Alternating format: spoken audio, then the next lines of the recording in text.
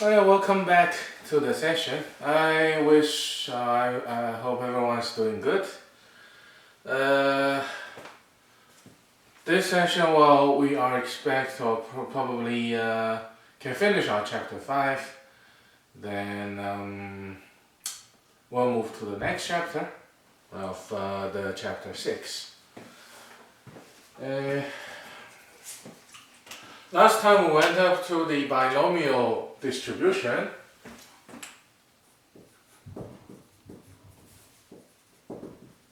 Binomial probability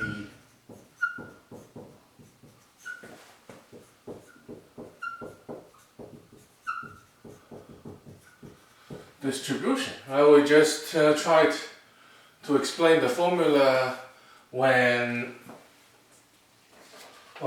there are n independent trials, what is the likelihood to get k successes? We see the individual first k successes and the rest n minus k failures, and with the combination called NCK, different ways could be selected of k successes from n trials, we get the formula, right, which is probability of k successes. Right, that's NCK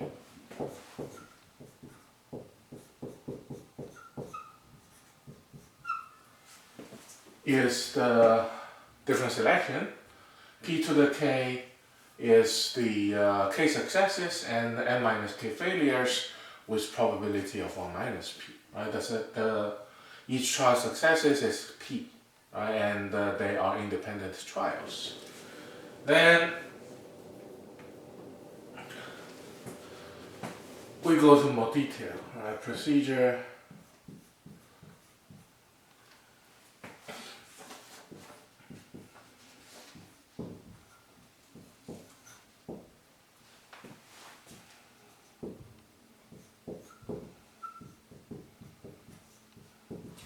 Our procedure is binomial distribution if a couple of things hold. Okay, the first one.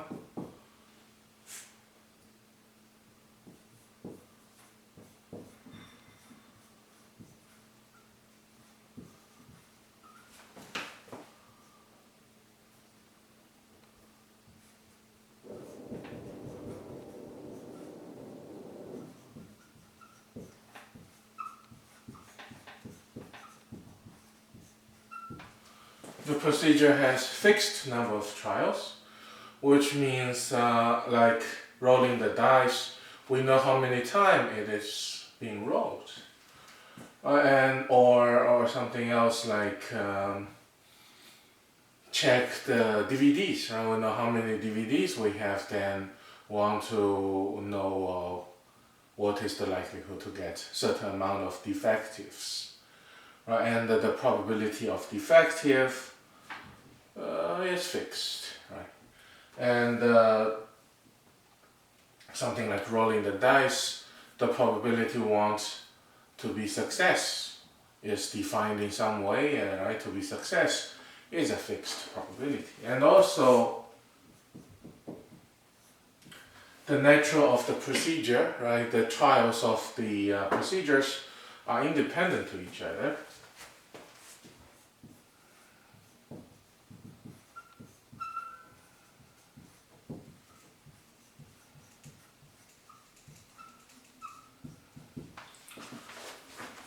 Well, the trials are independent trials.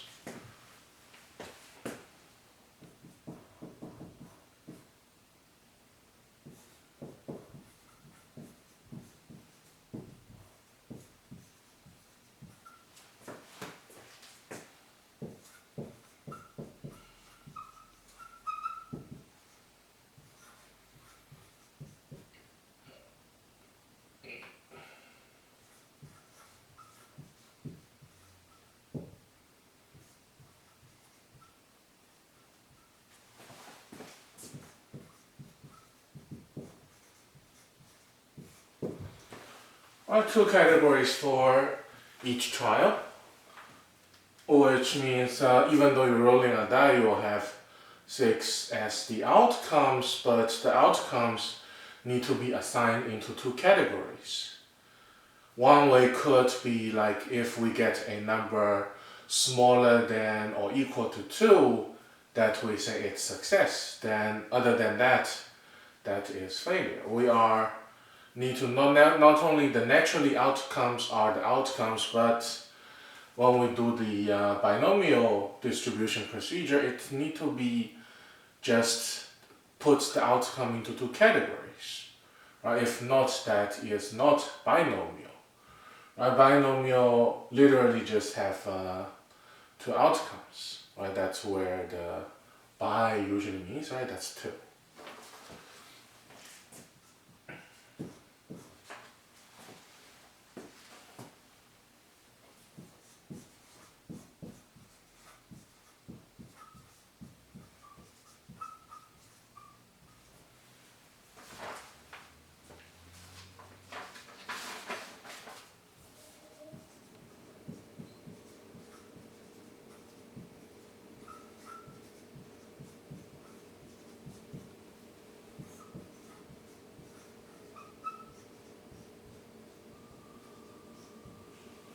Right, the probability of success must remain constant for each trial. Well, still the example before, right? Less than or equal to 2 for the fair die, we have it as success. Then the probability of it, if as long as we use the same die, it should be same. Right? The probability of getting 2 or less is the same probability when we just roll it first time, roll the second time, or whichever fixed amount of time we're rolling that. Each time we roll it, the probability we get its success will be same.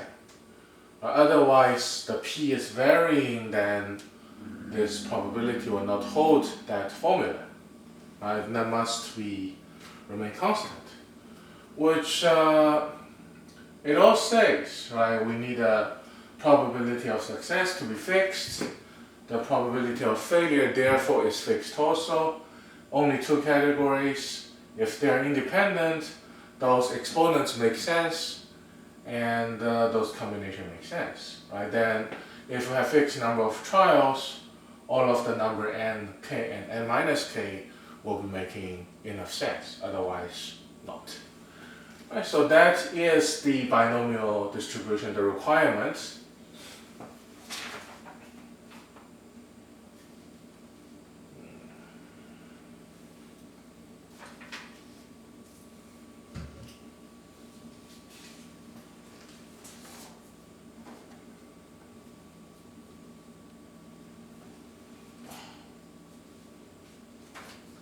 Right, so the probability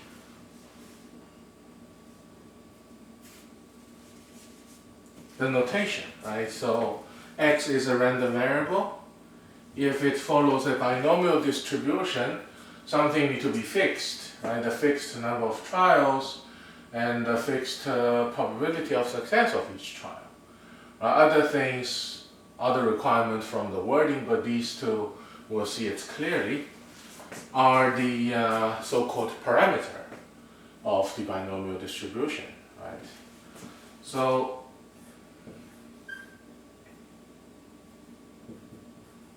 if x is binomial random variable, that x is binomial with 2 parameters.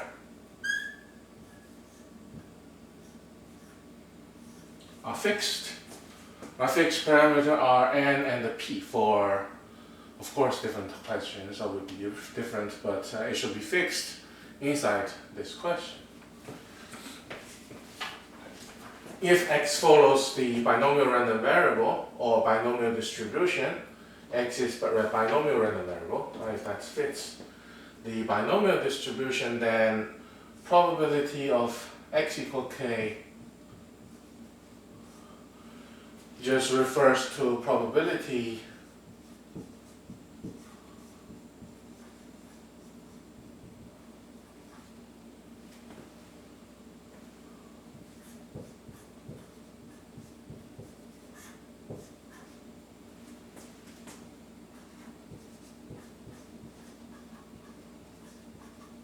of getting k successes among n trials. And the formula is right here. Right? The probability of x equals k means the probability of getting k successes, whatever the successes refers to, that among the n different trials. Right? So that is the binomial probability distribution. Right, so let's see some example of how to do that.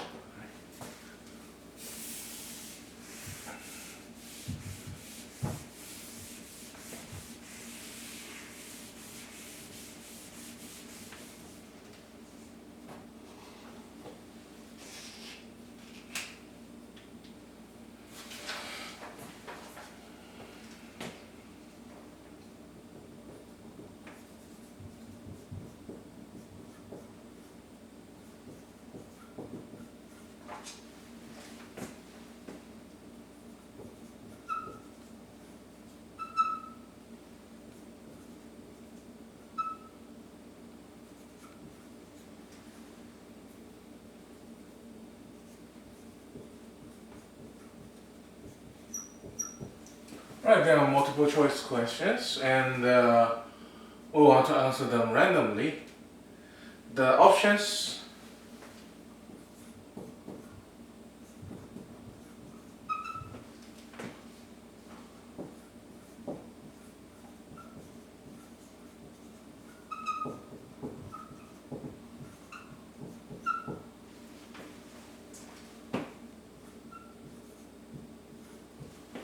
of each answer of each question is A, B, C, D, or E. Right? One of it is correct. Only one of it is the right answer.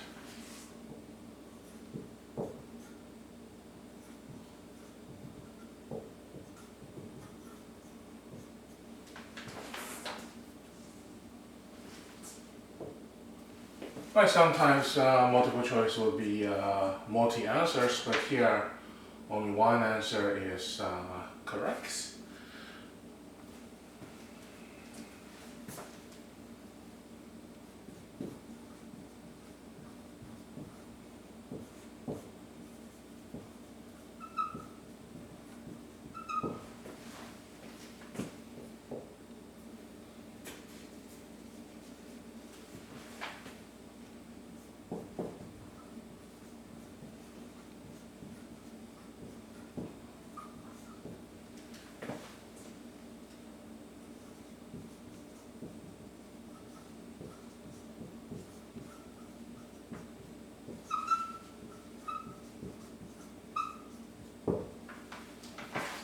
So we answer the question randomly.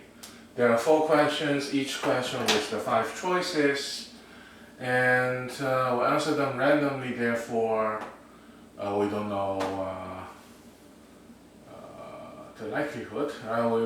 We don't exactly going through the question, therefore we're not picking the right one, we just in probability, in likelihood, or in risk, we choose one of it and we don't know if it's right or wrong.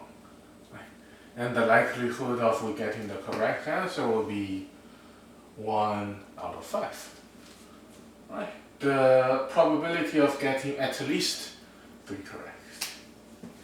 Right, so there are 4 questions, 5 choices, which means the probability of right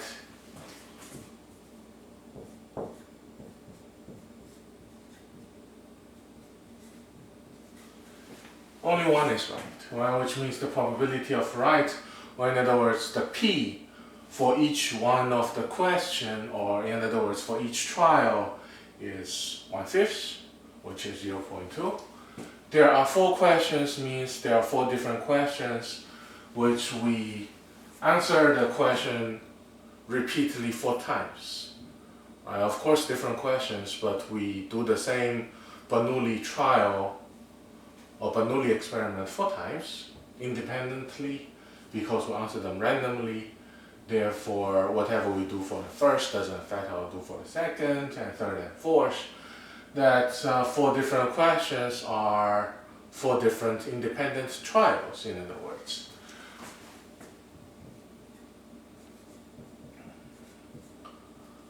Now, which all the requirement fits, we have satisfied. Right? We have 4 trials. We have each one is fixed probability, and the same for each 4 questions. And what we have, independent trials. And then in category, right or wrong, right? So the X follows the binomial distribution with n equals 4, the probability of success to be 0.2,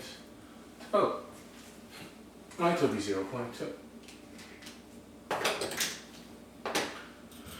So next is figuring out what the question is asking.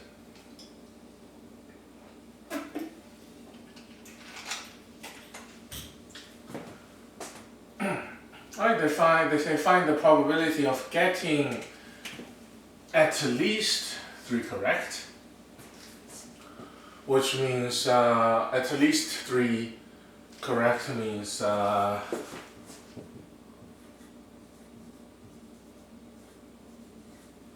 or more. Right? At least means the number or more extreme or larger. Right? We get at least 3 correct means it's getting 3 or more. Right? And similarly, if they're asking for at most certain number, that means it's that number or less. Right? So put on the side.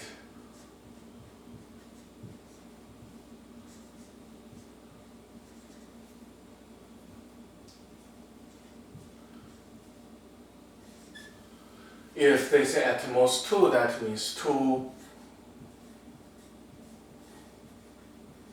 or less, in other words.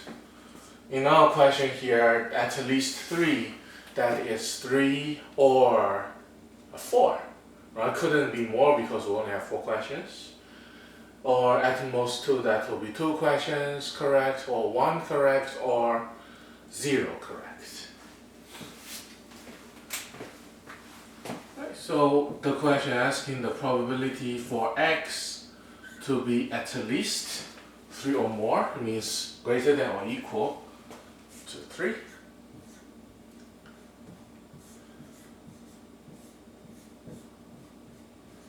That means 3 or more again, right?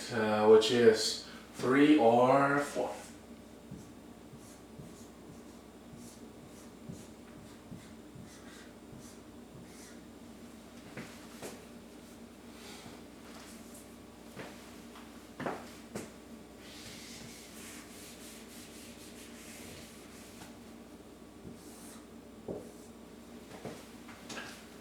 Right, to get 3 or to get 4, we could use the formula. Right, we get n is 4, so we get 4c3, this combination, 0.2 to the 3 to the 3rd power, which means we have 3 questions to be correct. Also 1 question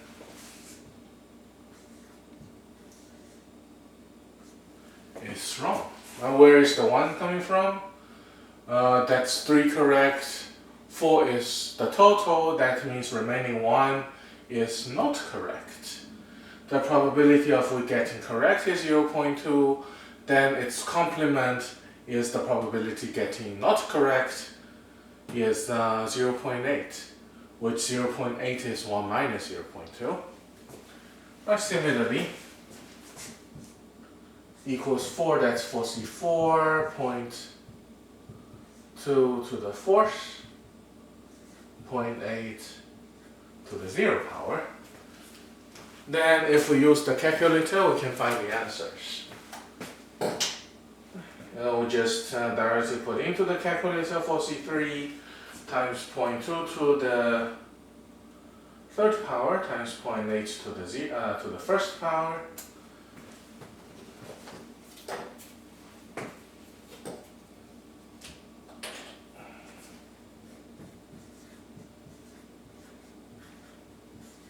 that we'll get is 0.0256. And for the second number, for C4, times 0.2 to the 4th power times 0.8 to the 0 power, that is 0.0016.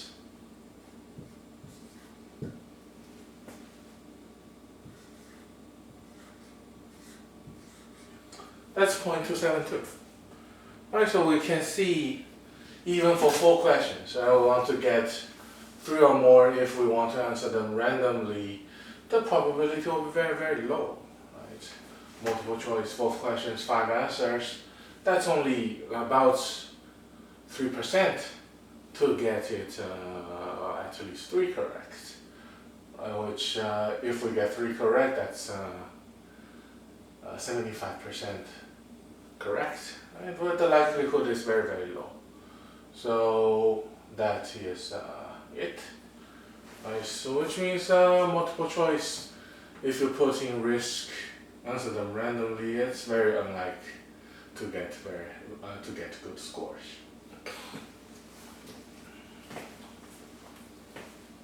Right, so that is this question. Another option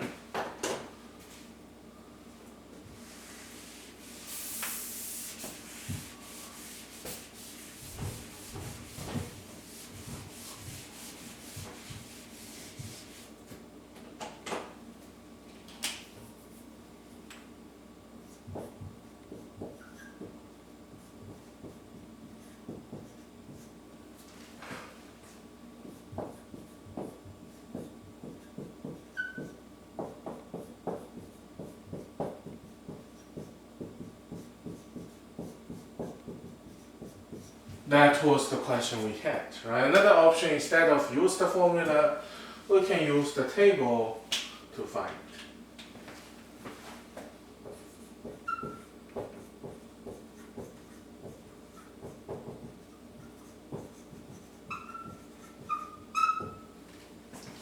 To find the answer. Right, so the table is, I posted so-called the binomial probability table, which the table looks like 2 parts.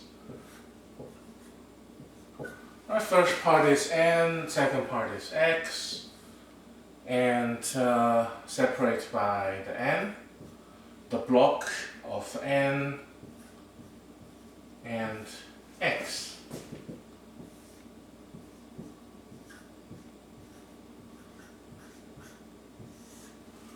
And over there, that's the probability of success. Separate our gap by a tenth.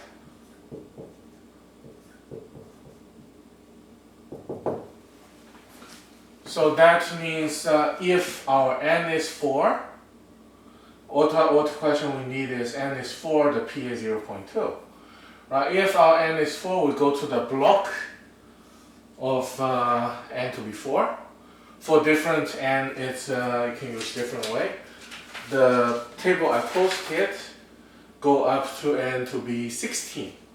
Right? So if n is not bigger than 16, and our probability of success is only has 1 digit of decimal, then we could use this table to find our answer.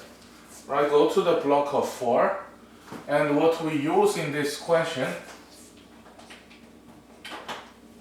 is the column of 0.2, right? Which means the p of success of 0.2, we get x to be 0, 1, 2, 3, 4 to be that probability. Well, we can check on the table. 0, that's 0.4, 0.96.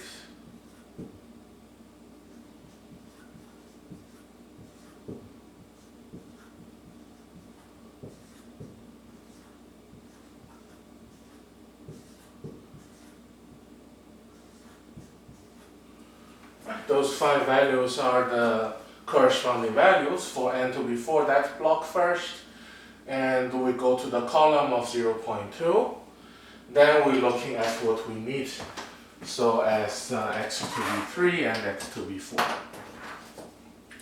X equals 3, x equals 4 for the n to be 4 and p to be 0.2 in this question.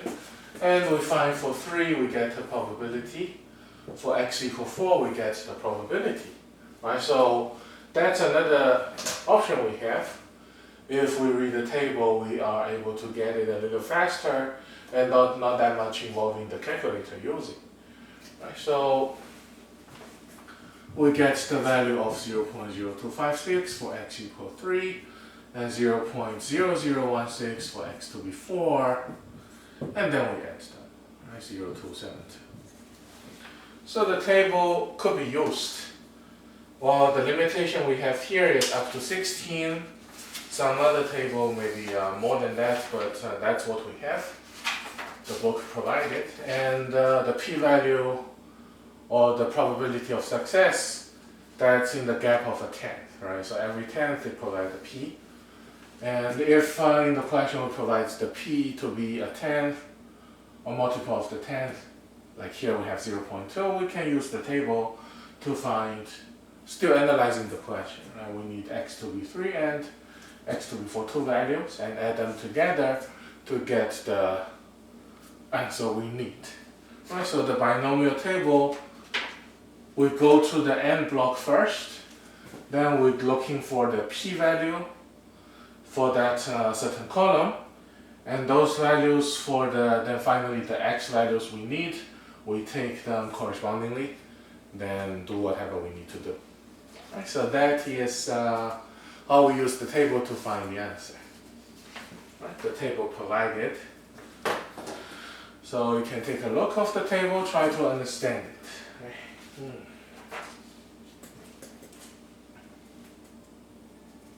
Then let's go to the next question.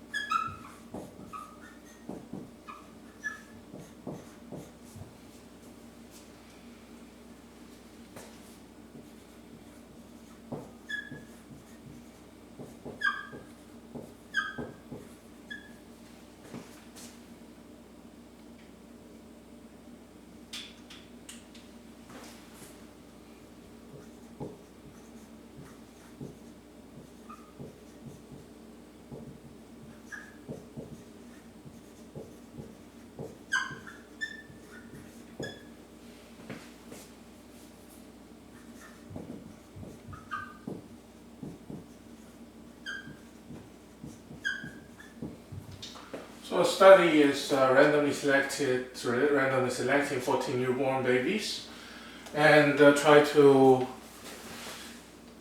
counting the number of girls in the sample.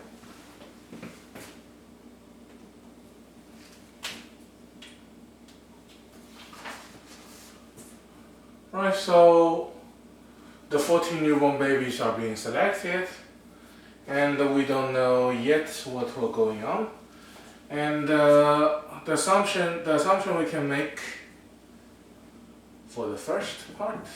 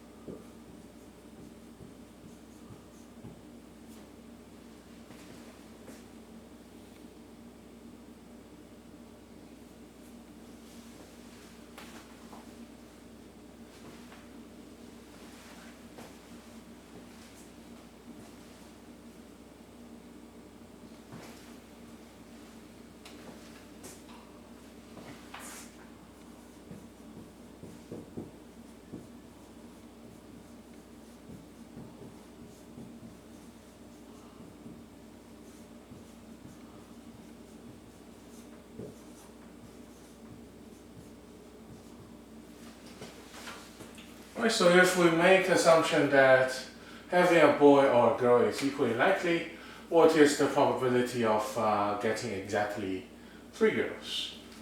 Right, so in this question, right, 14 is the number of newborns, or in other words, number of trials, and the babies are randomly selected.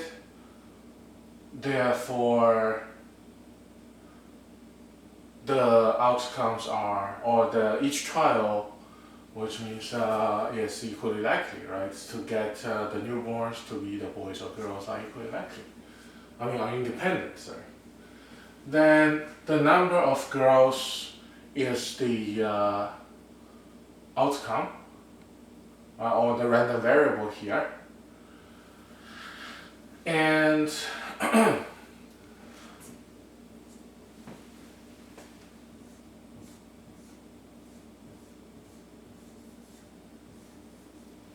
the number of girls is the number counting, to be x, to be the random variable.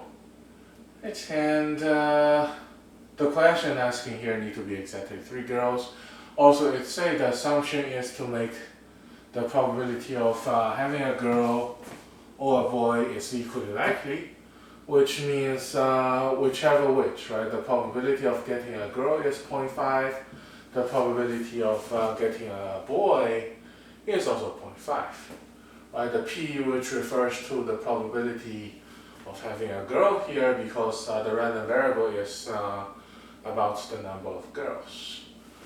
Right, so we have a binomial probability distribution to have 14 trials and the 0.5 as the likelihood to get the girl. Right, therefore, asking for probability of getting exactly 3 girls, we can go to the table. Right, the table has the first, we go to the block of 14, then we go to the column of 0.5. Right, the probability would go to n to be 14, and the p-value to be 0.5. And the x we need here is only the x to be 3. Right. So we get the block of 14, we go to column of 0.5, and we go to the row of 3, we get 0.0222. Well, which is the third page of our table. Right, the block of 14, then we'll go to the column of 0.5, the row of 3, the intersection of the column and row will be the result we have here.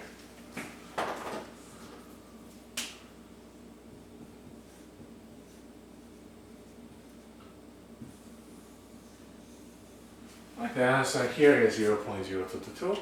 If we assume, of course, having a boy or a girl is equally likely. Equally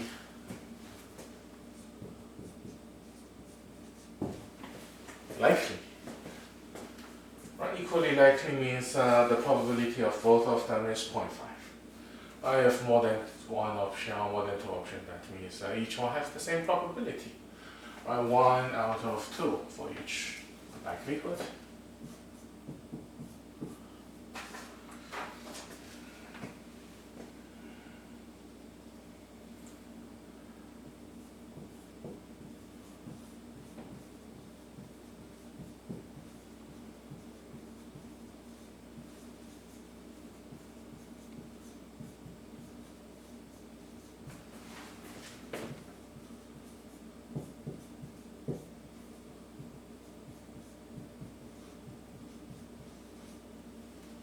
And if we cannot assume equally likely, and from the experiment we know that the probability of getting a girl as a newborn to be 48%, which means in this case, well, we get the random variable still is the number of girls.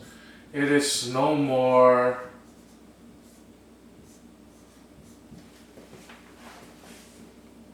0.5 to be likelihood. It's still the binomial distribution has n to be 14 trials or 14 newborn babies, and the likelihood to be 0.48 of getting a girl.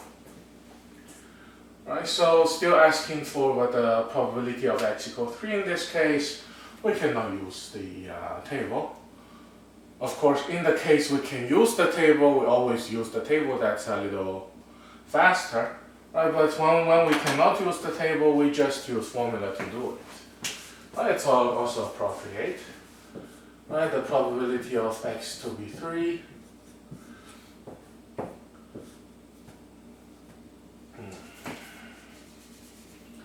The formula, right? NCK 14 C3. 48% to get a girl, that's 3 girls over there. Right, and the likelihood of getting a boy is 0.52 because 48% to get a boy, to get a girl. The remaining 52% will be the likelihood to get a boy from the newborn. Right, and instead of 3 is the girl, then that means remaining 11 will be boys.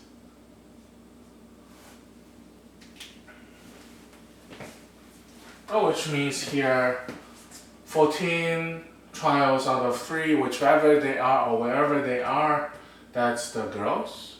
Wherever means we need to concerning all the likelihood or all the cases. And among them, 3 of them are girls, 11 of them are boys.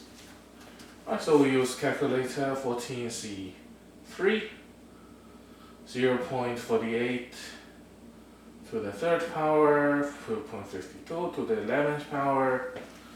That we get is 0.0303. Right, about 3% to get 3 girls.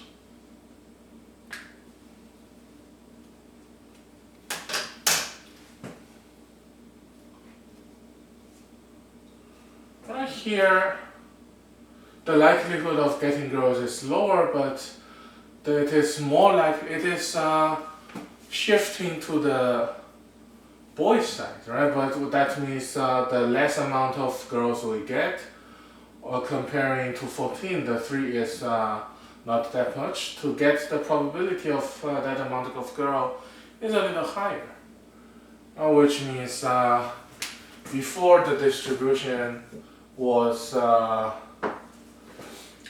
symmetry, right? Which means it's likelihood equally likely to get a boy or a girl, which means expected to get 7 boy and 7 girl. But the next distribution, it is a little shift to the left side.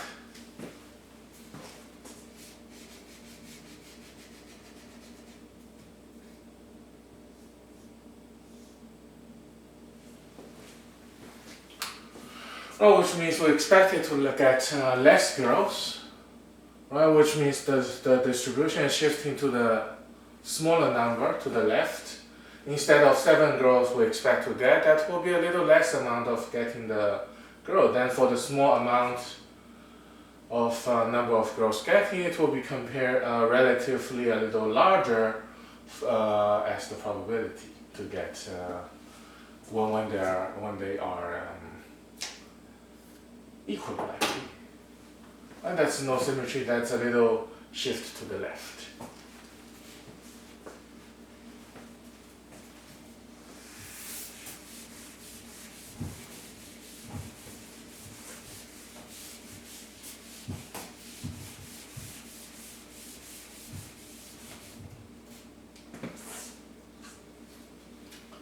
Alright, so that was the binomial distribution.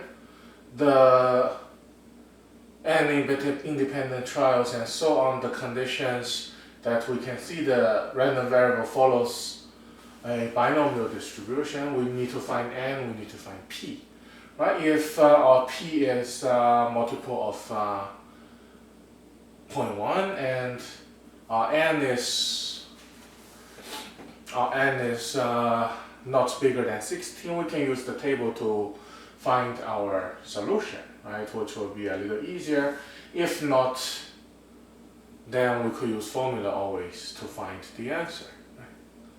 So that was the binomial distribution.